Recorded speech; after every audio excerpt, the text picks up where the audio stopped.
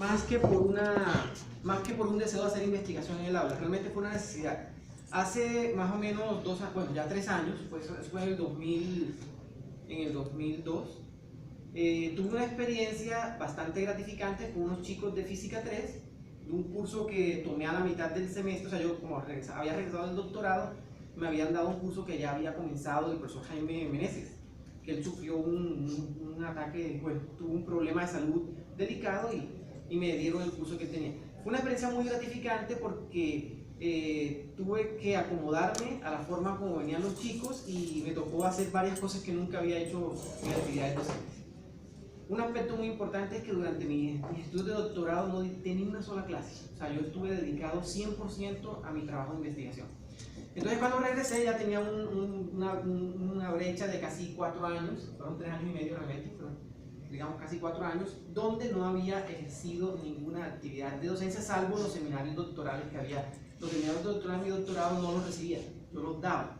Entonces, eso era el único ejercicio así como de... Pero era más una presentación, no era tanto un proceso de enseñanza-aprendizaje, sino mostrar resultados, que puede ser mucho más fácil. Entonces, el siguiente semestre, o sea, en 2012, el siguiente semestre de la experiencia gratificante, tuvo un grupo de física de estado sólido completamente complicado. Los chicos parecían, no tanto porque los chicos fueran malos, sino que parecían robots. Llegaba uno a la clase y los veía pasando hojas, con una actitud muy autómata.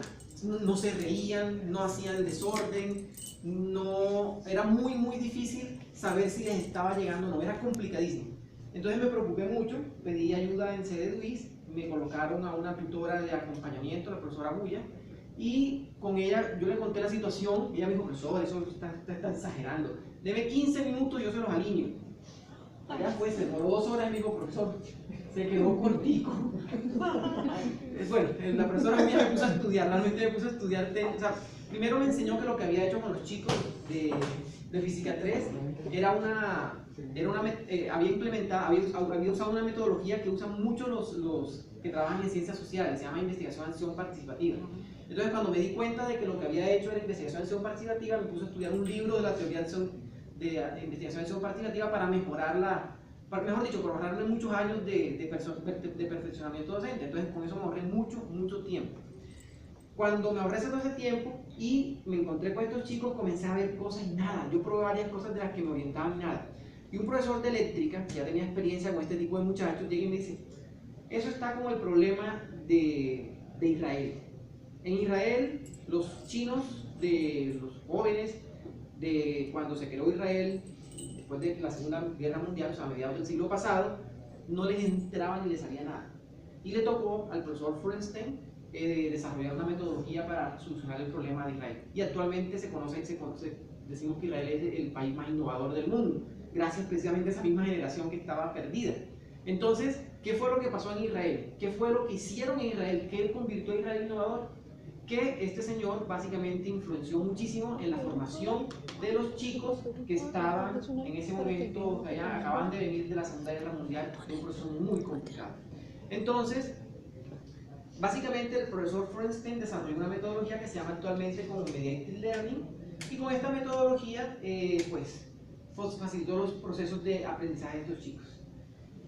Yo comencé con estos chicos a aplicar la metodología Mediated Learning, me compré el libro Feuerstein, otro libro más que me tocó estudiar ese semestre fue duro. No tanto por la preparación de clase de física de estado sólido, eso era fácil porque era lo que he hecho en el doctorado, pero preparar las clases como tal, que tuvieran una esencia que pudiera llegar a los chicos fue difícil.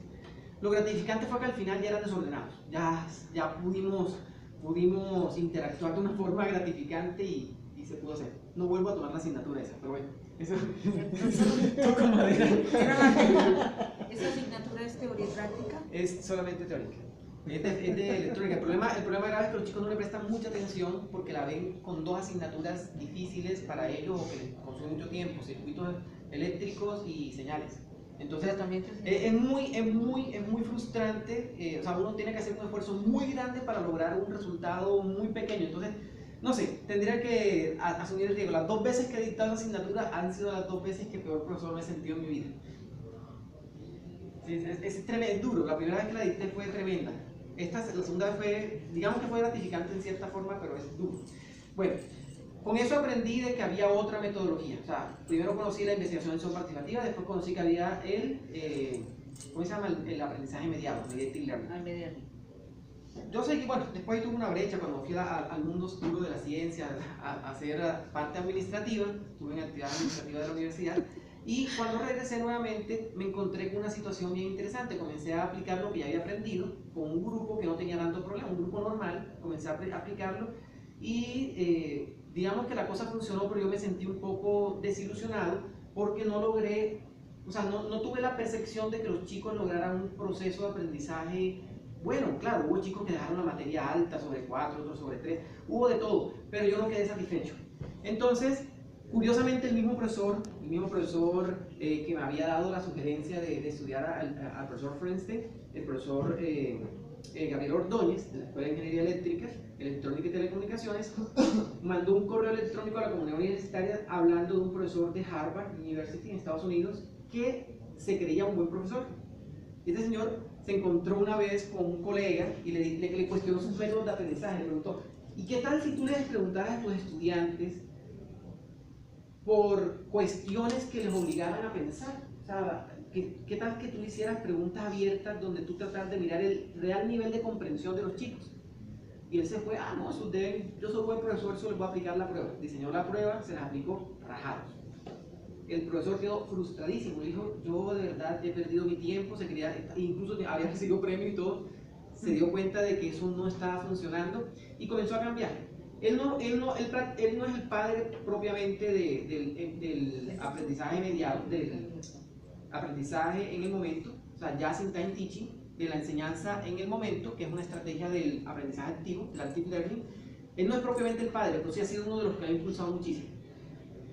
Básicamente él lo que hizo fue hacer mucha investigación en docencia y perfeccionar una metodología que actualmente, una estrategia metodológica del active learning que se conoce como el Just in Time Teaching, o sea, aprendizaje en el momento. Y es una estrategia que básicamente consiste en hacerle a los chicos un cuestionario antes de la clase, no más de 36 horas. Si sobrepasa las 36 horas no sirve. ¿Por qué? Porque ya este señor probó, o sea, ya probó con poblaciones grandes, con 48 horas, 72, no funciona. Funciona máximo 36 horas. Entre más cercana a la clase, mejor. Pero si es más cercano a la clase, es más estrés para los chicos. Entonces bueno, los que han estado viviendo esta estrategia saben, hay que tener un equilibrio entre las dos. Entonces, entre 36 y 8 horas es un buen momento, un buen tiempo para realizar esta experiencia. Entonces, cuando se activa ese cuestionario, los chicos lo realizan en línea, ellos responden una pregunta abierta. La pregunta de Just in Time Teaching es una pregunta abierta donde básicamente se motiva al estudiante a que reflexione respecto a los temas que se van a estudiar en clase. No son preguntas ni de falso verdadero, ni de selección múltiple, no, son preguntas reflexivas, preguntas abiertas que buscan que el estudiante reflexione sobre lo que va a estudiar. Cuando yo comencé a implementar esa técnica, no me funcionó. Realmente no funcionó porque los chicos no sabían ni cómo estudiar. Entonces, básicamente me tocó comenzar a ver cómo hacer, porque si este señor de Estados Unidos decía que había tan buenos resultados y nuestros estudiantes también son muy buenos, entonces algo en nuestra cultura, algo en nuestro arbor era diferente. Descubrir lo que era diferente lo pude hacer preguntando a los mismos chicos.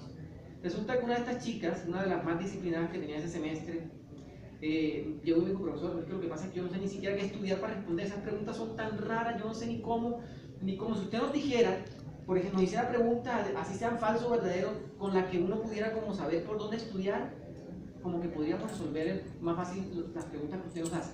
Entonces me dieron la idea y comencé a aplicarla y los resultados fueron impresionantes. Es decir, aplicar el Just in Time Teaching en Colombia funciona mucho mejor si hacemos preguntas orientadoras. Entonces son preguntas destinadas a que el estudiante sepa qué tiene que estudiar. Son preguntas que están más diseñadas, las primeras, para que el estudiante se dé cuenta, tengo que leer este capítulo del libro, tengo que leer esta parte, tengo que mirar, tengo que enfocarme en esto. Bueno, los que están viendo conmigo mecánica cuántica avanzada, ustedes saben, las preguntas que les hago abiertas no son propiamente las preguntas de Just in Time Teaching, son preguntas para estudiar. Ay, tengo que estudiar esto y leer. Son preguntas orientadoras. Bueno, claro, a nivel de posgrado se las pongo un poquito más elaboradas. A nivel de pregrado son un poquito más explícitas. Pero lo que uno busca con esas preguntas es ayudarle al chico, al estudiante o a la estudiante a que desarrolle una estrategia de autoaprendizaje por medio de un proceso mediado. O sea, ahí va una parte de la mediación. Se le está diciendo, mire, responde esta pregunta, que con esta pregunta se prepara un poquito. Responda esta. Entonces son unas preguntas que al responderlas dice uno, bueno, ya más o menos tiene lo básico para responder a la pregunta que sí es la que me interesa que responda. Bueno, ¿qué sucedió con eso? Bueno, implementé la estrategia, el resultado fue fabuloso, a los chicos les fue muy bien. La probé también con chicos no solamente de ingeniería, sino de física. A los de física les fue excelente. El cambio fue dramático para ellos. Hubo chicos que contaron experiencias muy interesantes. Entonces, lo primero que les voy a contar, y ya como he adelantado mucho de lo que les voy a decir en estas diapositivas, es esa experiencia que inició en el 2012 y que ahora, después de 3 años, lo puedo llamar un resultado de una investigación en docencia, aunque realmente no fue